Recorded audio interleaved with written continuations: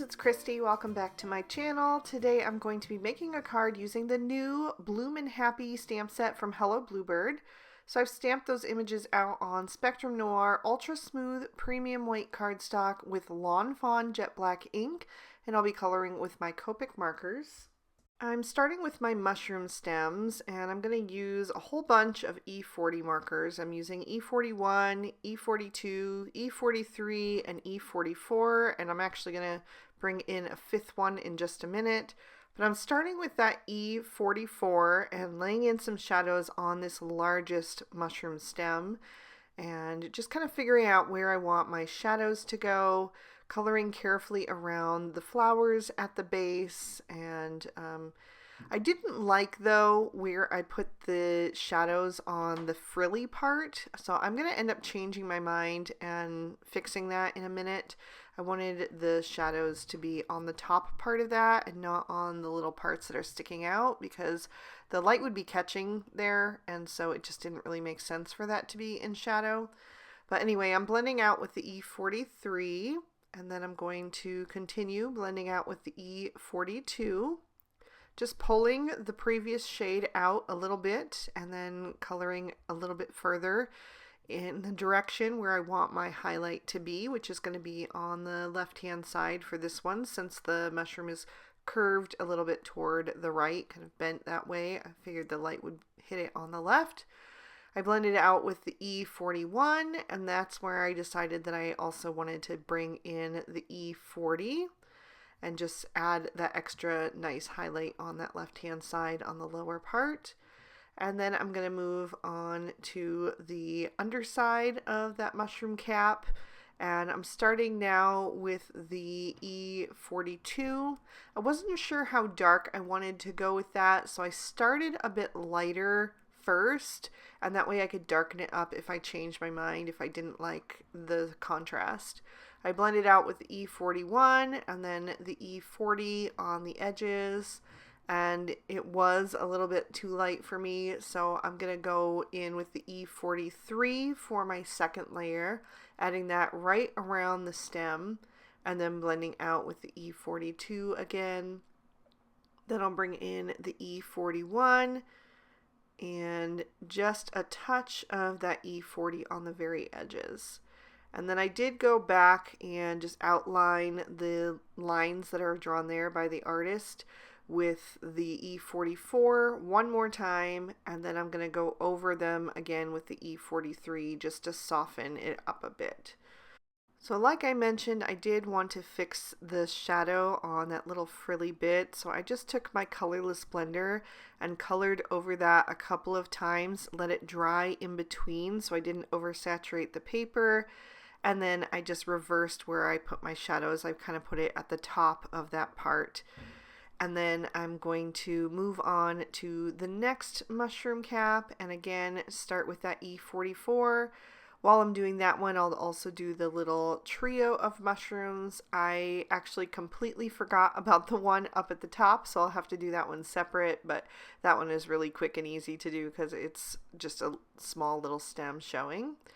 But again, I'm starting with that darkest shade, blending out with the E43 after that, and then I'll use the E42, just pulling that color out, like I said with the first one, and making sure that I'm catching the edge of the previous shade so I get a nice smooth blend. And then I'll use the E41. I'll save some room on that larger one for the E40, but for the other ones I mainly colored them in with the E41, just left a little bit on the one that's kind of turned up for that E40. And then I'm going to do the underside of the mushroom cap, again starting with that E44 and just blending out in the reverse, always starting with that darkest shade and blending toward the lightest. So once I have that one done, I have one more. There is a bit of repetitive coloring in this video because I wanted a very simple color palette.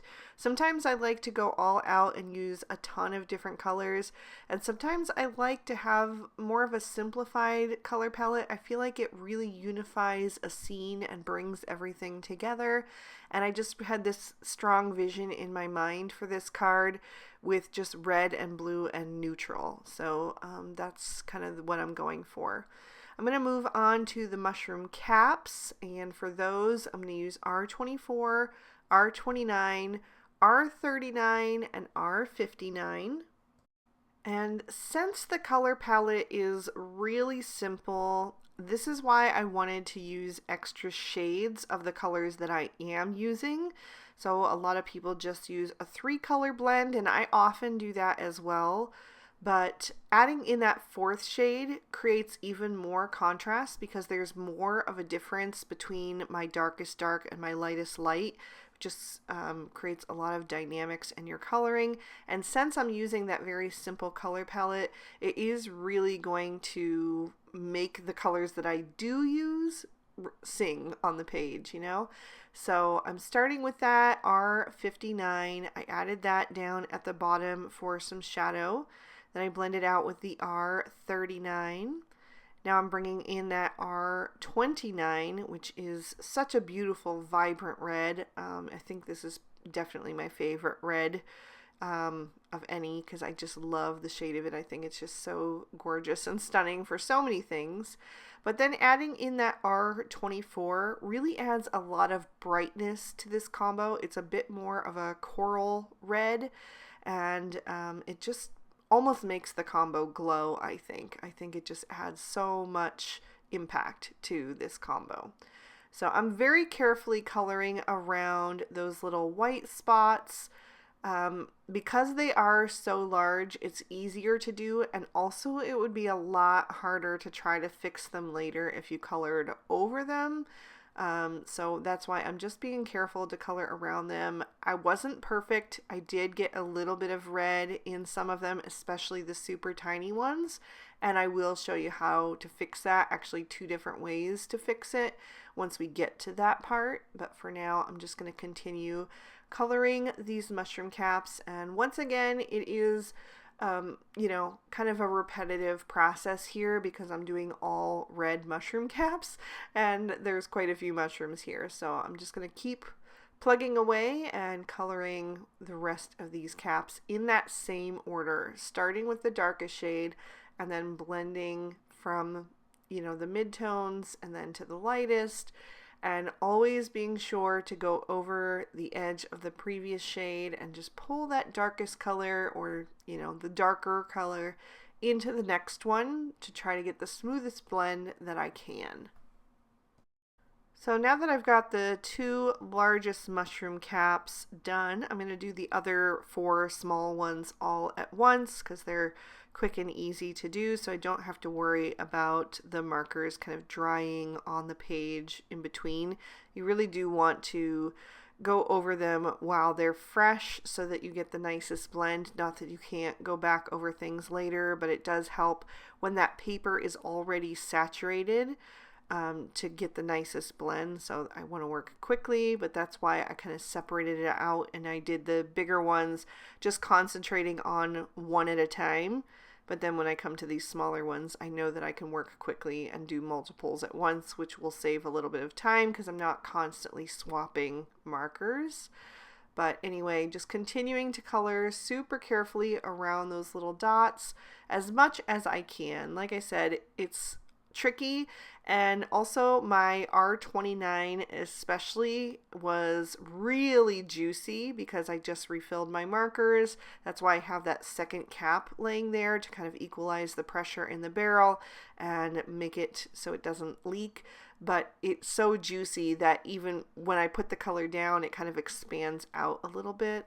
So it was a little tricky to stay perfectly in the lines, but I'm going to clean that up with the colorless blender first, just starting carefully and pushing that red back over the edge of the line. It's actually pushing that red deeper into the cardstock, but I'm kind of pointing that nib in the direction where the ink came from to kind of help scoot it back. Now sometimes, because it is so saturated, it will still kind of flow into the center again. So even though you've gone over it, it will come back. So when that happens, you can grab a white gel pen and go over that and just help clean up any extra little lines. So there's two different ways to get it back to white, and with both of these combined, you usually can get it pretty darn close to white as long as you didn't like completely soak it in red. So I'm just going to go through and dot that carefully over all of those little spots until they're all cleaned up. I'm going to move over to my bunny for now, and I wanted to go with this color palette, like I said, of just neutrals and then red and blue. And so I decided to do the bunny in some warm gray tones. So I'm using W00, W1, and W3. Starting with the W3 and adding my shadows where I think that they should go. He's facing forward, so his shadows are going to be pretty much even on both the left and the right, but they're slightly different because of the way that his body parts are positioned. So he's got kind of one leg down and back and one leg up and forward. So I'm just putting the shadows in the creases in any of those areas. For his head, I'm keeping the face area nice and light, and for his belly, I'm going to go a bit softer, so the darkest on his belly is the W1. So I'm blending out the W1 all over with the W00. I'm going to leave the lower part of his face white, and I'm going to leave a lot of his belly white as well. I'll just blend a little bit of color up and around those little creases and then let that fade into the plain cardstock. I did go back in with a second layer because I felt like the W3 got a bit lost in there, so I wanted to add that extra depth so it just matches the level of saturation on the other images. So I just quickly blended that back out in the reverse. And then I'm going to move on to the squirrel, and I decided to try a different combo for the squirrel today. I don't believe I've ever used E30s for a squirrel before. I usually go a bit more red toned, or sometimes I'll do a gray squirrel, but red squirrels are my favorite animals, so I typically like to do the red, but I just wanted it to be a little bit more muted today since we have those super vibrant red mushrooms. I didn't want the squirrel's fur to compete with that, so that's why I went with these E30s. They are a bit reddish in tone, but more leaning toward the brown side. So I used E30, E31, E33, E35, and E37. The darkest three shades are what I'm using on the majority of the body, and then the lightest two shades are what I'm going to use on the face and the belly. And again, because these are a little bit of a larger image, I'm just focusing on his body for now, and I'll do his tail separate. For the tail, I'm going back to that E37 and adding that at the base and then up the underside and where it is kind of curved around as well. And then blending out with that E35 and then bringing in the E33 for the highlight shade. Just coloring over all of that and making sure it's nice and smooth. And then I'm using that E31 on the inner ears and on the edges of his little heart-shaped face, on his belly and his feet. And then I'm blending that out with the E30. I did decide that I needed another shade on the lower part of the face and the belly, so I'm going to bring in E000 for that. And then I am going to just go over him with a second layer as well. Just like I said, I wanted those really deep shadows so that your colors in the lighter areas really pop as highlights, and I just wanted all the levels of saturation to kind of be equal to each other. So that's going to help kind of blend everything together even more smoothly, and also just make it a little bit darker, a little bit more vibrant. So I'm a big advocate of that second layer. I think it really, really helps in so many different situations with your Copic coloring. Of course, I wanted to bring in some little rosy cheeks and also color their inner ears and the bunny's little pads of his foot and hand. So I'm using R01 and R20 for those, R20 first, and then blending out with the R01. And I did that on both the bunny and the squirrel. And then I'm going to bring in just the tiniest touch of yellow. I actually pulled in Y000 and Y02. I didn't even use the Y000. I didn't need it. The Y02 was light enough, and the areas that I were coloring were so super small that it didn't matter. I just did the Y02, and then I did a second layer of the Y02. I'm also going to do those little details on the butterfly's wing. And then I'm going to switch to some blue tones. I'm going to use B000, B41, and B45. And I'm going to do all the flowers in this combo. It's like I said, I wanted that simplified color palette. I had this really strong vision in mind of just the red, blue, and neutral. And then the little pop of yellow, I guess. But the yellow is so pale, I don't think it really registers even to the viewer's eye unless you're looking close. But I'm just starting all of those flowers with the B45. This is one of my favorite shades of blue. It's almost like a periwinkle, and I just love it. So I'm using that, blending out the B45 with the B41. And they are the only two shades that are kind of in their little family in the Copic color chart. So I like to pair it with B000 because it's light and bright. It's almost like adding in that R24 to the red combo. It just makes that combo pop a little bit more. Now on the smaller flowers, I did not add in the B000 because there just wasn't room for 3 shades. But on the larger ones, whenever I could, I did try to fit that in. And I'm also going to use these for the rest of the butterfly wings. So I'm taking that B45 and putting it on the outer edges of the wings. Typically when I color butterflies, I put the darkest toward the body. But when I look at pictures of butterflies or see them in nature, usually the darkest colors are on the outer edges. So I decided to swap it today. Put the B45 on the edges, blended toward the center with the B41, and then I'll use that B000, and I think there you can see how those colors really pop together once you add that third shade in. And I really like how that turned out, so I may switch to adding it on the outer edges at least some of the time. For the greens, I'm using YG13 and YG17. I just wanted some greens that were going to match the Distress Oxide inks that I had planned to use on the background. So that's why I went with these more yellow-toned greens. And I just added a touch of the YG17 first and then blended out with the YG13. Again, those areas were super small, so 2 shades was plenty. I used E44 for the butterfly's body, and then I trimmed these images out with their matching dies. Alright, for the background, I'm going to do a simple watercolor background with Distress Oxide inks. This is a technique that I really love to do, especially when I've done really intense Copic coloring. It's nice to do a background that is really quick and easy to put together and doesn't outshine your Copic coloring, but still looks dynamic.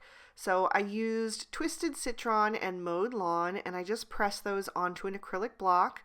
Then I'm adding some water to that and painting that to the bottom half of a piece of Bristol smooth surface cardstock.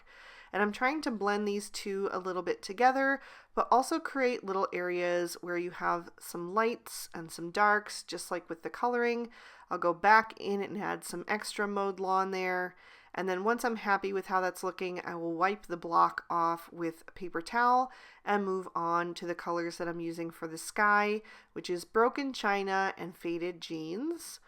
And so I'm just going to make sure my paintbrush is nice and clean, and then I'll go right into the blue while the green is still wet, because I want to kind of blend the edge of those two together so they're a bit more seamless. The Faded Jeans is pretty dark, so I'm only going to use a little bit of that, but I just wanted to have a dynamic sky, like I said, and these colors do dry back a bit, so it won't be quite as vibrant as what you're seeing now on the final card. So like I said, I'm just kind of mixing some of the green and blue together, making sure they flow and kind of create this kind of dreamy, seamless background where you can't really tell where the sky ends and the grass begins. I wanted that bottom edge to be a little bit lower to make it more even. So I'm just pulling some extra green down with some water. And then I'm going to go in with a bit more of the broken china and just dot that in as well, both into the sky and into the grass. And then I will set this panel aside to dry completely. Once it has, I'm going to pop that into my MISTI and stamp my sentiment using VersaFine Onyx Black ink. I'm using the one that says "So happy for you," mainly because it was the perfect size to fit in between my images on my scene. Doing that over toward the right hand side. And then I'll pop my card base in my MISTI. I'm using Lawn Fawn Craft cardstock and walnut ink. And I'm going to stamp out the little mouse who I adore and a sentiment that says, "Hope your day is lovely." Isn't he so cute? I love him. I can't wait to use him on a card. Then I'm taking some Lawn Fawn Barn Red cardstock and die cutting that with the Gallery Frame 3 from Hello Bluebird, which has that nice postage edge kind of detail. So I trim that out and I'm going to add some thin strips of foam tape to the back of that so I can pop it up over my background. So I'm peeling off those release papers and then I'm going to line that up over the background. Just make sure I don't have any white edges poking through on the sides.